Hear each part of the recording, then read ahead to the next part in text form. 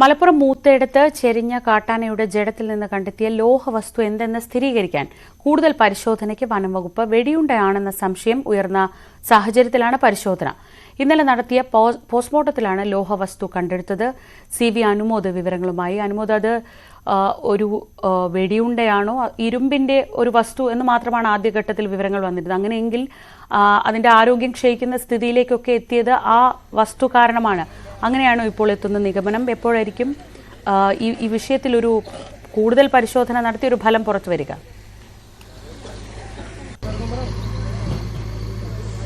ശ്രീജ, ഇതില് നമുക്ക് വനം വകുപ്പിന്റെ ഭാഗത്തു നിന്ന് രാവിലെ മനസ്സിലാക്കാൻ കഴിഞ്ഞ ഒരു പ്രധാനപ്പെട്ട ഒരു കാര്യം, ഇതിന്റെ ശരീരത്തില് അപായകരമായ രീതിയിലുള്ള പുറത്തു നിന്നുള്ള മുറിവുകൾ ഉണ്ടായിട്ടില്ല എന്നുള്ളതാണ്.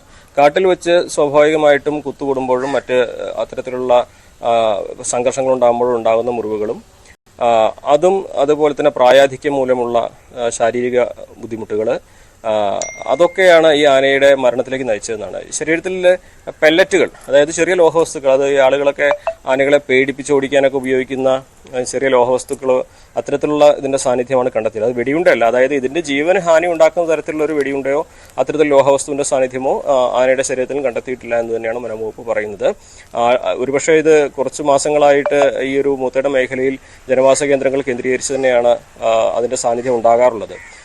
അത് ഈ നേരത്തെ ഞാൻ സൂചിപ്പിച്ചതുപോലെ ആരോഗ്യ പ്രശ്നങ്ങളും അതേപോലെ തന്നെ മറ്റു പ്രായത്തിൻ്റെതായ ബുദ്ധിമുട്ടുകൾ കാരണം കാട്ടിൽ അതിൻ്റെ അതിജീവനം സാധ്യമല്ലാത്തൊരു സാഹചര്യം വരുമ്പോഴാണ് ഇത്തരം ജീവികൾ നാട്ടിലേക്ക് ഇറങ്ങുക. അവർക്ക് കൃഷി നശിപ്പിച്ചും അതേപോലെ പുഴയിലെ വെള്ളം കുടിച്ചുമൊക്കെ അതിന് കുറെ കൂടി കാട്ടിലെ അത്ര ബുദ്ധിമുട്ടില്ലാതെ ഇവിടെ കഴിയാൻ കഴിയും. അതുകൊണ്ടാണ് ജനവാസ മേഖല കേന്ദ്രീകരിച്ച് അത് കൂടുതലായിട്ട് നിൽക്കുന്നത്. അപ്പോൾ ആനയുടെ ആ ഒരു ആരോഗ്യ പ്രശ്നങ്ങളായിരിക്കാം അതിനെങ്ങനെ ഇതിലേക്ക് എത്തിച്ചത്. അങ്ങനെ ആനയെ കൃഷിയിടത്തു നിന്നും വിരട്ടി ഓടിക്കാനൊക്കെ ആളുകൾ ഒരു പക്ഷേ പെല്ലറ്റ് ഉപയോഗിച്ച് ശ്രമിച്ചിട്ടുണ്ടാകാം. അങ്ങനെയുള്ള പെല്ലറ്റുകളുടെ സാന്നിധ്യമാണ്, ലോഹവസ്തുക്കളുടെ സാന്നിധ്യമാണ് അതിൻ്റെ ശരീരത്തിൽ നിന്ന് ലഭിച്ചിട്ടുള്ളത്. അതിൻ്റെ ശരീരത്തിൻ്റെ ഉള്ളിലെ ശരീരത്തിൽ പല ഭാഗത്തും മുറിവുകളുണ്ട്. അതൊക്കെ പുഴുവരിക്കുന്ന നിലയിലായിരുന്നു. വ്രണങ്ങൾ വല്ലാതെ ഉണ്ടായിരുന്നു. അതുപോലെ തന്നെ ഈ ഒരു വീഴ്ചയെ തുടർന്ന് ഹൃദയാഘാതം ഉണ്ടായിട്ടുണ്ടാകാം. അത്തരത്തിൽ ആരോഗ്യ പ്രശ്നങ്ങളും പ്രായാധിക്യവും തന്നെയാണ് ഇതിന്റെ മരണത്തിലേക്ക് നയിച്ചത് എന്ന പ്രാഥമിക നിഗമനമാണ് വനംവകുപ്പിന്റെ ഭാഗത്ത് ഉണ്ടായിട്ടുള്ളത്. അതിനെ വെടിവെച്ച് കൊന്നു എന്ന് നമുക്ക് ഒരിക്കലും പറയാനാകില്ല. ഒരുപക്ഷെ സാധാരണഗതിയിൽ ആനയെ പേടിപ്പിക്കാൻ പെല്ലറ്റുകൾ, ചെറിയ തോക്കുകളും അതേപോലെ അങ്ങനെയുള്ള വസ്തുക്കളൊക്കെ ഉപയോഗിക്കാറുണ്ട്.